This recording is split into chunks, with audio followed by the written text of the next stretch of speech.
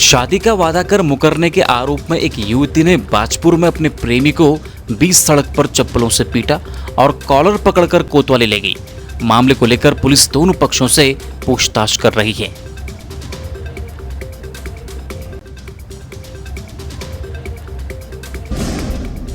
हरिद्वार में ग्रेजुएशन की पढ़ाई कर रही तमन्ना नाम की युवती ने सनातन धर्म अपना लिया है।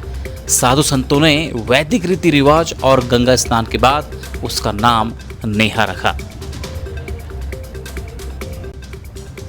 क्या आप बवासीर, भगंदर, गुदाचीर, गुदा से खून आना, मस्से बनना या शौच के समय होने वाले असहनीय दर्द से परेशान हैं?